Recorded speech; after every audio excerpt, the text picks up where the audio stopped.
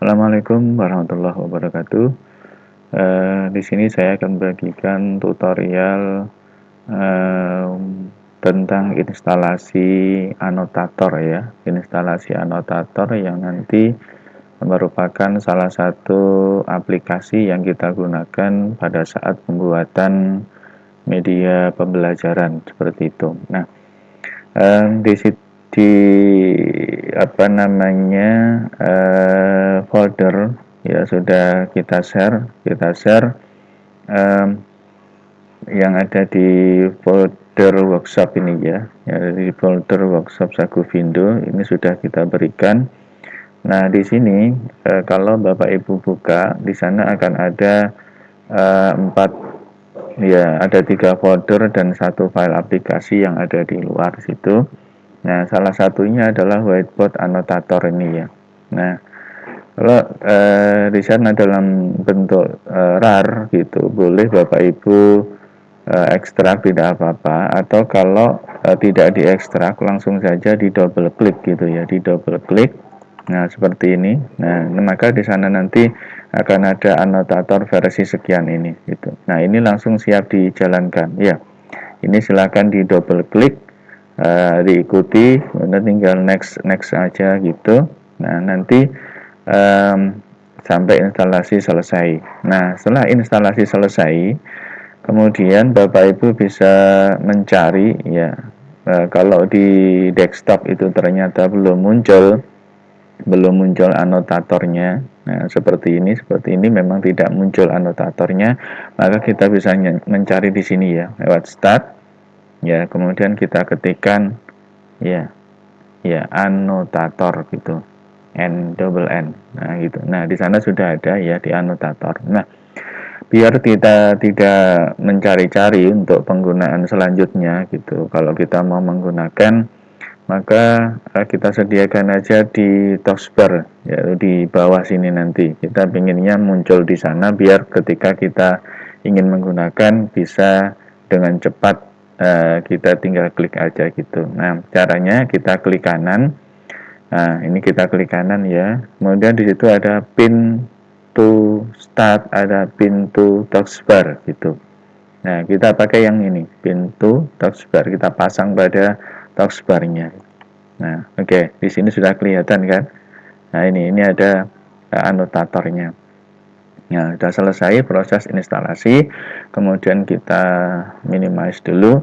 Nah, seperti ini di taskbar sudah ada Bapak Ibu ya. Nah, cara memanfaatkannya bagaimana? Ya, cukup kita klik satu kali. Nah, gitu. Kita klik satu kali, kita tunggu. Oke, nah maka biasanya mojok di sana, biasanya mojok di kanan itu ada tombol seperti ini. Nah, kita perlu kenalkan dulu menu-menu yang ada di anotator ini ya, dengan cara bisa kita lakukan klik di sini atau kita perlebar gitu. Ini untuk meminimize cukup seperti itu. Kemudian jika ingin melihat tampilan ulang itu bisa diklik yang sebelah sini. Nah, ini bisa kita manfaatkan tombol yang pertama, yang paling atas. Yang paling atas ini adalah melihat tampilan secara keseluruhan. Ini Bapak Ibu ya, tampilan secara keseluruhan menu yang ada di anotator ini. Nah, kita klik. Nah, seperti ini. Nah, saya tidak akan menjelaskan satu persatu, tapi sekilas saya akan jelaskan sedikit saja yang kita perlu gunakan ketika kita membuat presentasi seperti itu ya. Nah, yang pertama adalah tombol pensil ini ya, pensil. Nah, pensil ini disediakan dua macam ini ya. Ini kalau saya saat ini yang aktif adalah pensil warna apa ya ini ya, ungu ya, pensil warna ungu dan pensil warna hitam yang ada di bawahnya ini. Nah, jadi ungu dan hitam. Nah, ketika kita nanti membuat presentasi, maka kita harus hati-hati betul.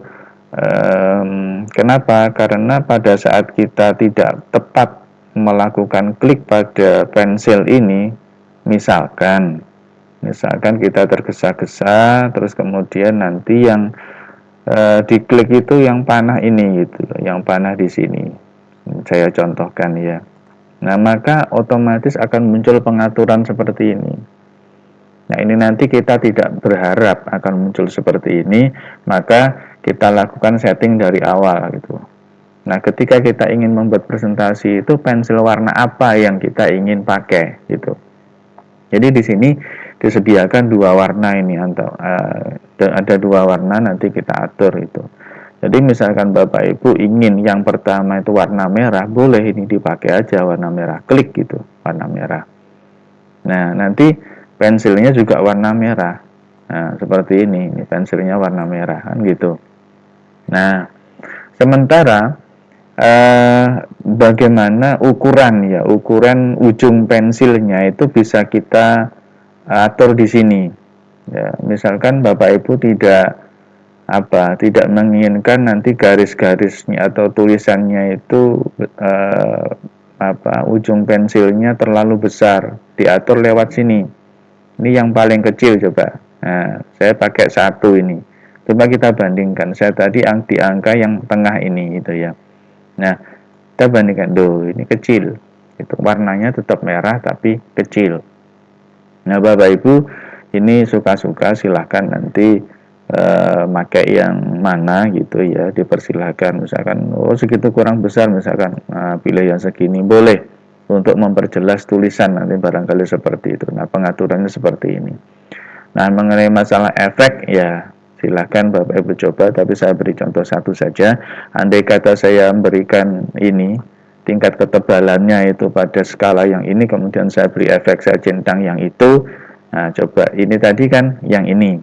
Oke, coretan yang sebelah kiri ini, kemudian kalau efeknya saya aktifkan, apa bedanya dengan itu? Coba. Nah, seperti itu. Apa bedanya? Nah, gitu. Bapak Ibu bisa bisa membedakan tentunya antara yang awal dan yang akhir ini. Nah, kalau memang itu belum pengen nyoba yang lain, boleh. Nah, ini boleh. Nanti dipersilahkan gitu. Nah, jadi seperti itu pengaturannya. Nah, ini kita atur di awal. Ya, ini kita atur di awal. Nah, kemudian sama juga halnya untuk yang pensil yang kedua ini gitu loh. Saya pakai hitam. Seandainya Bapak Ibu tidak menginginkan hitam, jadi atur yang lain, misalkan pengen warna kuning seperti itu. Dipersilahkan tingkat ketebalannya, boleh ini diatur lagi. Nah, ini juga efeknya dipersilahkan. Nah, kita sembunyikan, coba sekarang kuning. Nah, seperti itu. Nah, ini nanti akan kita pakai setelah kita membuat lembar presentasi gitu loh. Di presentasi yang kita ingin tampilkan kepada siswa gitu. Misalkan karena fokus kita ini di PowerPoint ya, kita di PowerPoint, pada lembar PowerPoint itu nanti kita akan coret-coret di sana gitu. Nah, karena apa? Karena biasanya kalau pakai PowerPoint, tulisan yang dipakai juga tulisan yang berasal dari huruf-huruf yang standarnya, huruf-huruf yang standar dari Office ya, standarnya Office. Nah, tapi saya kembalikan juga kepada Bapak Ibu, dipersilahkan itu. Kalau memang kiranya Bapak Ibu menginginkan tulisannya nanti yang rapi, bagus gitu dengan model ketikan, tidak ada masalah. Tapi ketika kita mau berekspresi ya, misalkan kita mau menggambar gitu ya, ini kalau misalnya kita mau menggambar, otomatis kan nggak ada gambar di menu, pilihan menu yang dimiliki oleh Office itu tidak, terutama di PowerPoint juga terbatas itu. Andai kata Bapak Ibu kreatif bisa menggambar di sana, kemudian anak-anak bisa menyaksikan hasil karya Bapak Ibu secara langsung, itu lebih bermakna pembelajaran itu gitu. Nah, jadi boleh menggambar, terserah Bapak Ibu. Nah, misalkan menggambar apa gitu, gambar pohon, gambar apa gitu. Nah, bisa lebih alami di sini gitu. Ini sesuai dengan coretan Bapak Ibu semuanya gitu. Nah, ini fungsi dari anotator gitu. Nah, kemudian yang tombol bawahnya ini adalah untuk membuat ya shape, ya membuat shape itu. Oke, nah jadi ini bisa dalam bentuk kotak gitu. Misalkan ini misalkan Bapak Ibu mau menulis rumus ya, nulis rumus kemudian mau dikotai boleh pakai ini, misalkan seperti itu. Nah, kita sembunyikan. Karena apa? Terkadang kita membuat kotak itu juga agak belepotan gitu ya. Nah, jadi ini cukup kotak. Nah, kita kotai begitu. Nah, kan bagus ya, bagus. Nah, seperti ini Bapak Ibu ya. Ini boleh kalau nanti inginnya dalam bentuk lingkaran atau yang bagaimana dipersilahkan. Itu tidak ada masalah. Nah, ini yang kotak. Nah, saya sembunyikan. Nah, saya lewatkan yang ini tidak begitu penting. Kemudian yang ini adalah penghapus. Nah, ketika Bapak Ibu menulis ya, menulis di lembar kerja PowerPoint atau bagaimana begitu ya, atau di mana saja, kemudian ingin menghapus. Nah, kita pakai penghapus ini. Oke. Nah, seperti itu kita hapus. Kita hapus, kita bersihkan kembali. Nah, caranya seperti ini. Nah, oke, ini sudah terhapus semuanya, seperti itu ya. Nah, begitu juga ini tingkat besar kecilnya lingkaran yang ada di situ. Andai kata kita nulis kecil-kecil gitu, kemudian penghapusnya besar kan, kena semua gitu. Maka kita bisa atur ini. Nah, lewat panah yang sini. Nah, misalkan pengen yang agak kecil boleh. Nah, kita kecilkan. Nah, jadinya cuma segitu. Nah, seperti itu. Nah, kemudian untuk yang tombol ini biasa ini ya, untuk ngatur kursornya. Kemudian untuk yang ini ya, untuk yang ini adalah toolbox. Nah, kalau saya klik, nah, misalkan Bapak Ibu ya, terutama yang bidang eksak itu, di sana ada penggaris, nah, boleh kita manfaatkan. Nah, ini penggarisnya, gitu, kurang besar. Katakan misal mau demo apa gitu ya, misalkan cara ngukur meja gitu. Pada saat itu membahas tentang pengukuran. Nah, Bapak Ibu buat meja sederhana sajalah gitu, buat meja sederhana. Nah, kemudian di sana anak-anak dilatih untuk ngukur ya, pakai penggaris ini ya, penggarisnya ditempelkan gitu. Nah, ini lebih bermakna gitu ya, daripada kita memberikan materi dalam bentuk apa? Dalam bentuk PDF, kemudian anak suruh baca sendiri. Nah, seperti itu ya, seperti itu hasilnya gitu ya. Nah, kalau seperti ini kita tuntun anak-anak, oh kita tuntun ngukur, kita paskan, oh segini skalanya, nah gitu.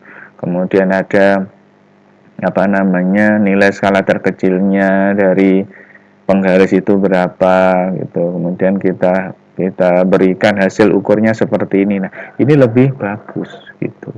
Nah, Bapak Ibu, lebih bagus bagaimana cara untuk mendampingi belajar siswa dengan cara ini, pembuatan video pembelajaran gitu ya. Oke. Nah, ini salah satunya adalah penggaris. Nah, saya silangkan. Boleh Bapak Ibu manfaatkan ini.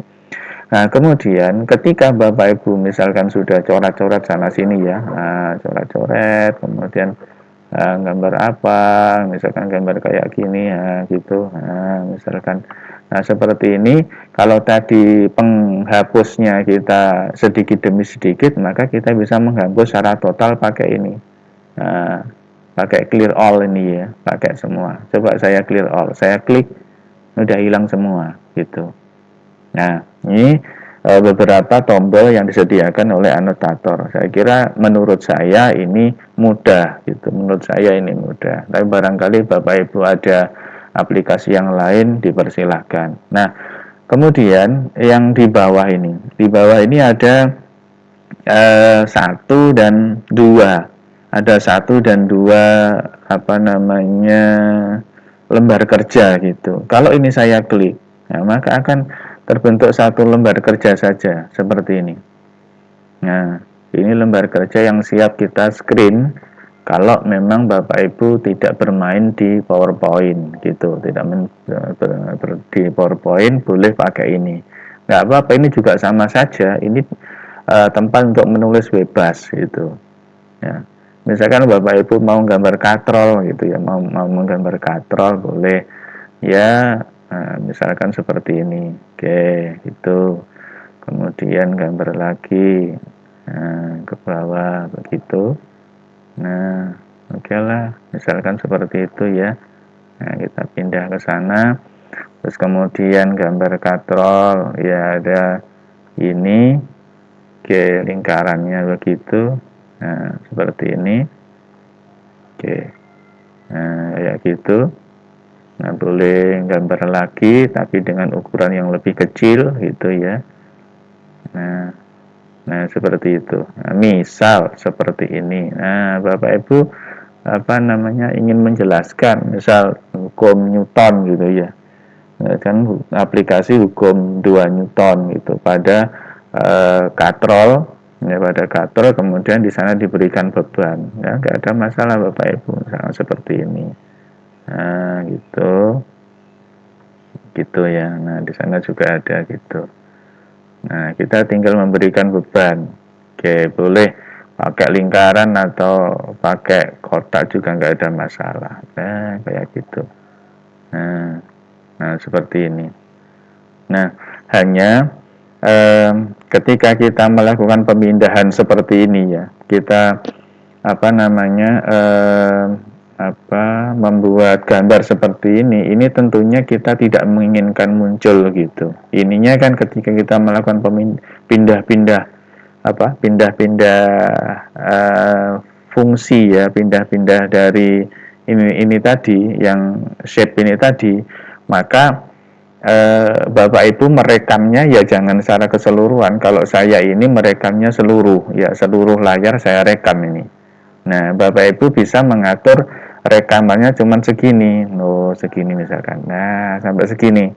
Itu ada nanti pengaturannya, penjelasan di di active presenter berikutnya gitu. Saya ambil untuk layar penuh gitu. Nah, seperti ini Bapak Ibu. Bagus juga ini. Enggak apa-apa. Nah, di sini Bapak Ibu bisa berkreasi ya, bisa menulis. Nah, di sana menguraikan gayanya gitu ya, diuraikan gayanya ke bawah itu. Nah, oke, pakai ini ke bawah. Oh, gitu. Nah, mungkin mau diberikan warna yang berbeda boleh itu ya. Oke, saya kembali. Kemudian ingin memberikan warna yang berbeda, tidak ada masalah. Nah, misalkan seperti ini. Oke, kemudian diberi tanda panah nanti. Ini juga begitu. Ini untuk menguraikan gaya beratnya. Itu. Nah, jadi dan seterusnya Bapak Ibu ya, dan seterusnya misalkan ini. Nah, gitu. Ini diuraikan ke bawah. Oke, yang ini adalah misalkan di sana kita tulis M1. Kemudian di sini berarti namanya adalah W1. Nah, itu W1. Nah, kemudian ini ada M2. Nah, di sana ada W2. Nah, kemudian tegangan talinya juga kita uraikan yang ke sana. Ini kita beri nama T2. Ini tegangan talinya ke sana, namanya T1. Nah, begitu. Nah, dengan keterangan misal tanpa memperhitungkan jari-jari katrol dan massa katrol kan otomatis ini momen inersia tidak berlaku kan. Inersianya itu ini cukup berlaku sigma F sama dengan M kali A itu. Nah, terus Bapak Ibu bisa bisa berkreasi di sini dengan bahasa Bapak Ibu sendiri tanpa kita bergantung pada presentasi-presentasi milik orang lain gitu. Nah, sehingga yang mengetahui kondisi siswa adalah Bapak Ibu sendiri. Sehingga bahasa-bahasa yang harus Bapak Ibu sampaikan juga tentunya Bapak Ibu yang mengerti. Oh, siswa saya biasanya paham dengan bahasa seperti ini, ya kita pakai bahasa seperti itu. Nah, kayak gitu Bapak Ibu. Saya kira ini juga mudah menurut saya gitu. Ini mudah menurut saya dipakai. Nah, oke, seperti ini. Nah, kemudian untuk yang ini, untuk yang dua lembar ini ya, dua lembar ini juga bisa Bapak Ibu pakai. Jadi misalkan ini kan terlalu lebar, saya nggak suka terlalu lebar, boleh Bapak Ibu bisa pakai yang dua lembar ini. Nah, gitu, yang dua lembar. bisa sisi kiri dan sisi kanan, tidak ada masalah dipakai. Nah kayak itu Bapak Ibu ya. Jadi untuk yang pertama tadi ini, kemudian nanti kalau ingin pakai yang 2 lembar ya pakai yang 2 lembar. Nah kalau yang pakai 2 lembar, perekamannya bagaimana, rekam layarnya? Ya cukup ini saja, area ini. Nah, area yang sini yang saya gerakkan ini, Bapak Ibu tidak usah memunculkan yang lingkaran-lingkaran ini.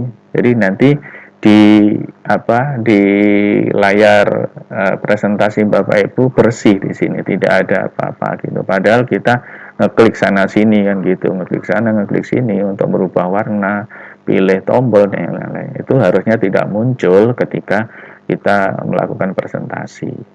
Nah, ya gitu Bapak Ibu ya. Nah, itu sekilas tentang anotator Bapak Ibu ya. Sekilas tentang anotator.